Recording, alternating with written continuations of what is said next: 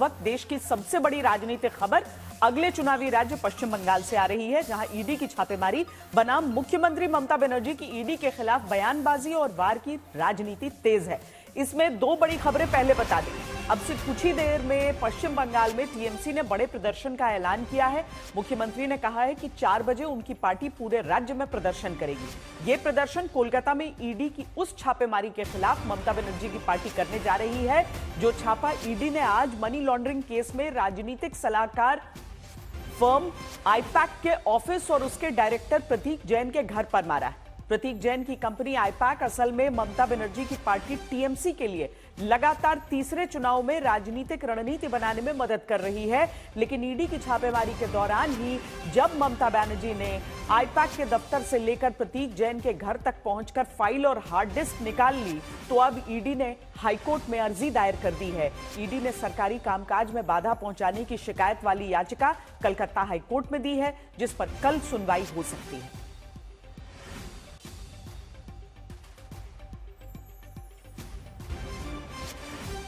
हमारे साथ हमारे संवाददाता अनुपम मिश्र इस वक्त जुड़ रहे हैं। अनुपम, ये बहुत ही अजीबोगरीब ट्विस्ट्स वाला पूरा दिन रहा है, जहां पर ईडी की रेड के बीच ममता बनर्जी पहुंची। अदालत में अब पूरा मामला है, लेकिन चूंकि राजनीतिक रूप में भी टीएमसी इस पूरे मुद्दे पर विरोध प्रदर्शन करने की शुरुआत करने वाली है, तो यानी कि लड़ाई का एक नया पहलू आज से शुरू हो रहा है दोनों पार्टियों के बीच। जी बिल्कुल, बेहद ही अनोखा और बेहद ही दिलचस्प मोड़ पर पश्चिम बंगाल की राजनीति इस वक्त है। और यहाँ पर इस वक्त जहाँ पर मैं हूँ, ये है आईपैक का ऑफिस है भीतर में इस कमर्शियल बिल्डिंग में, और यहीं पर मुख्यमंत्री ममता बनर्जी फिलहाल तैनात हैं। भीतर में ममता बनर्जी हैं यहाँ पर, और इस बीच ईडी की ओर से कलकत्ता हाईकोर्ट में जस्टिस शुभ्रा घोष की अदालत में याचिका दाखिल की गई है। कहा गया है कि उनके काम में दखलंदाजी की गई, उनके काम में बाधा दी गई, और जब ये याचिका दाखिल की गई तो जस्टिस की ओर से कहा गया है कि कल इस पर सुनवाई होगी। तो ऐसे में ईडी का स्टेटमेंट भी आ गया है, ईडी ने मामला भी दायर कर दिया है, और यहाँ पर ममता बनर्जी के निकलने की तैयारियां हो रही हैं, क्योंकि ममता बनर्जी का एक और कार्यक्रम आज बेहद महत्वपूर्ण कार्यक्रम है। शाम को 4:15 बजे के आसपास जो शेड्यूल कार्यक्रम है वो है कि आज से गंगा सागर मेले का ऑफिशियल अनाउंसमेंट उन्हें करना था। आज से गंगा सागर मेला का जो कार्यक्रम है वहां पर उन्हें जाना है, कोलकाता के आउटराम घाट में। तो ऐसे में हो सकता है ममता बनर्जी यहां से निकलकर वहां पहुंचे। इस बीच ममता बनर्जी ने पूरे राज्य में अपने जो कार्यकर्ता हैं उनको कहा है कि शाम 4 बजे के आसपास, खासतौर पर जो टीएमसी के ब्लॉक्स हैं, वार्ड ऑफिसेज हैं, उसके सामने धरना प्रदर्शन करने को कहा है। और आज शाम 4 बजे के आसपास, जो थोड़ी देर बाद है, कोलकाता समेत पूरे पश्चिम बंगाल में जगह जगह टीएमसी के कार्यकर्ता सड़क पर उतरकर इस घटना के विरोध में विरोध प्रदर्शन करेंगे। लेकिन ममता बनर्जी फिलहाल यहीं पर हैं, प्रतीक जैन के दफ्तर में हैं। पहले उन्होंने कहा था कि प्रतीक जैन यहां आएंगे और कौन कौन सी फाइल ले जाई गई है वो टैली किया जाएगा, उनसे बात करने के बाद वो निकलेंगी। प्रतीक जैन के घर से तो ईडी की टीम निकल चुकी है, और उसके बाद ममता बनर्जी कब निकलती है ये देखने वाली बात होगी। ममता बनर्जी की राजनीति है ही इसी स्टाइल की कि वो डिफेंड नहीं करती हैं, बल्कि वो हमलावर रहती हैं, और आज भी यही नजर आया। वरना अगर इस तरीके से रेड होता तो शायद कुछ बयान आ जाते, लेकिन ममता बनर्जी खुद वहां पर पहुंच गई। लेकिन अनुपम, इसमें दो पहलू हैं। एक तो ये जो ईडी कह रही है कि भाई हमारे काम में बाधा पहुंचाने की कोशिश हुई है, लेकिन दूसरी तरफ ममता बनर्जी अगर कहती हैं कि उनकी चूंकि पार्टी के साथ जुड़ी हुई है आईपैक, इस वजह से उनसे जुड़े हुए जो चीजें हैं जो अगर सामने आ जाएं तो बीजेपी को चुनावी फायदा पहुंचा सकते हैं, वो फाइलें और वो हार्ड डिस्क वो निकाल रही हैं। जी श्वेता, देखिए, ये पहली बात आपको बताऊं कि दोनों ही ओर के बयान हमारे पास आ चुके हैं। ममता बनर्जी की ओर से जो आरोप लगाए गए हैं वो हमारे पास आ चुके हैं, ईडी की ओर से जो कहा गया है वो भी हमारे पास आ चुके हैं। लेकिन उससे पहले आपको बताऊं कि ये अपनी तरह का सबसे अनोखा मामला है हिंदुस्तान में।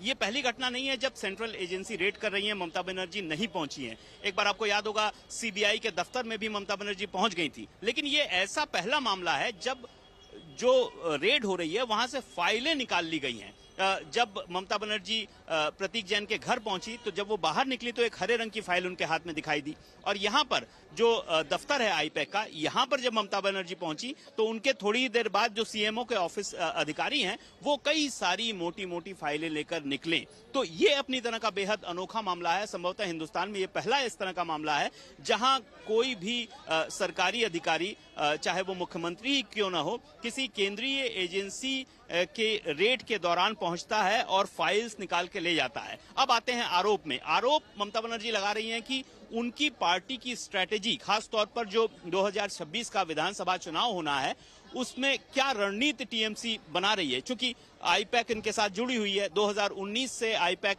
टीएमसी के साथ जुड़ी हुई है। 2019 का चुनाव, 2021 का चुनाव, 2024 का चुनाव, अब 2026 का चुनाव। पहले प्रशांत किशोर इसके मुखिया हुआ करते थे, लेकिन प्रशांत किशोर के पूरी तरह से राजनीति में चले जाने के बाद प्रतीक जैन इस पूरी संस्था को संभाल रहे हैं। तो टीएमसी इस पूरी संस्था के साथ राजनीतिक तौर पर पार्टी की स्ट्रैटेजी तैयार करने में जुड़ी हुई है। ऐसे में ममता बनर्जी का कहना है कि ये जो ईडी की रेड हुई है इसका मकसद था जो पार्टी की रणनीति है, खास तौर पर असेंबली इलेक्शन को लेकर ऐसे कैंडिडेट्स जो हैं किस तरह से उनकी कमजोरी है या कोई स्ट्रेंथ है, जिस तरह की भी रणनीति है उससे संबंधित जो फाइल्स हैं वो चुराई गई है, वो उस पर डाका डाला गया है। ये साफ तौर पर ममता बनर्जी ने कहा है। आरोप भले राजनीतिक हो, लेकिन सीधे तौर पर वाकई जो अनुपम कह रहे हैं बात कि आज तक कभी ऐसा हुआ नहीं कि रेड कहीं पे चल रही हो और वहां से फाइल लेकर, हार्ड डिस्क लेकर कोई निकल जाए। लेकिन ये मुख्यमंत्री हैं, अब सारा हंगामा जो है वो आगे निश्चित है कि और बढ़ेगा। लेकिन ये हुआ क्यों है वो हम आपको सिलसिलेवार बताते हैं। ईडी की छापेमारी के बीच ममता बनर्जी मौके पर पहुंची, कई फाइल अपने साथ वो लेकर गई। ईडी की यह कार्रवाई वित्तीय अनियमितताओं को लेकर हो रही है। सूत्रों की माने तो यह मामला मनी लॉन्ड्रिंग से जुड़ा हुआ है। ईडी की जांच में दावा किया जाता है कि बंगाल के कोयला कारोबारी अनूप मांझी और उनके सहयोगियों ने कोयला घोटाले से जुड़े अपराध की आय को गोवा विधानसभा चुनाव में टीएमसी के प्रचार के लिए आईपैक को दिया था। आपको बता दें कि 2022 में गोवा के विधानसभा चुनावों में आईपैक ने ही टीएमसी का कैंपेन मैनेज किया था। ममता बनर्जी आरोप लगाती हैं कि बीजेपी के इशारे पर ईडी के सहारे उनके पार्टी दफ्तर पर छापा मारकर पार्टी की रणनीति को जानने की कोशिश की जा रही है।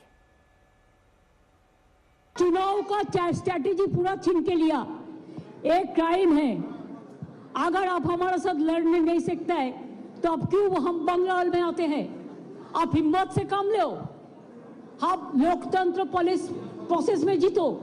आप एजेंसी लगा के हमारा पेपर लूट करते हैं, करते लूट बोलते झूठ। हमारा पेपर लूट करते हैं, हमारा स्ट्रैटेजी लूट करते हैं, हमारा डेटा लूट करते हैं, हमारा वोटर लूट करते हैं, हमारा बंगाल को लूट करते हैं, हमारा भाषा को लूट करते हैं। क्या है आप लोगों के लिए भविष्य? इससे और भी खराब होगा। जितना भी सीट आपको मिलना चाहिए था इससे तो अब जीरो में आ जाएगा। I am sorry mister Amit Shah and mister prime minister, please control your home minister. मैंने जो सुना उसका फॉरेंसिक टीम आया था, उन्होंने ट्रांसफर कुछ किया, लेकिन क्या वो बोलता है अभी जो है ये बोलता है नहीं हम नहीं किया, लेकिन हम देखता है हमारा हार्ड डिस्क ले लिया, हमारा फाइनेंशियल पेपर ले लिया, हमारा पॉलिटिकल पेपर ले लिया। फाइनेंशियल पेपर हमारा जो पॉलिटिकली रिलेटेड है ये हम इनकम टैक्स में सबमिट करते हैं। This is the political system. हमारा बैंक अकाउंट है, सब कुछ है। इसका बाद में भी बीजेपी इतना बड़ा डाकू है जिसका पास एक भी पैसा नहीं था, अभी हजारों हजारों लाखों करोड़ का संपत्ति हुआ है। एक आदमी को तो सीबीआई ने नहीं पकड़ा, ईडी नहीं पकड़ा। बंगाल में तो इसको इतना गद्दार है, जो बड़ा बड़ा डाकत है, एक का खिलाफ में कोई सीबीआई नहीं हुआ। इवन जो शांतनु ठाकुर है, जो कलकत्ता में एक आदमी पकड़ गया है कोई केस पे, उन्होंने तो उसका नाम लिया, उसका बाद में भी ईडी ने नहीं पकड़ाया कि वो बीजेपी करता है। गद्दार का खिलाफ में कितना केस है, इसका बहुत सारे नेता है जिसको हम नाम बता सकती हूँ, लेकिन हम काटी से मेंटेन करते हैं।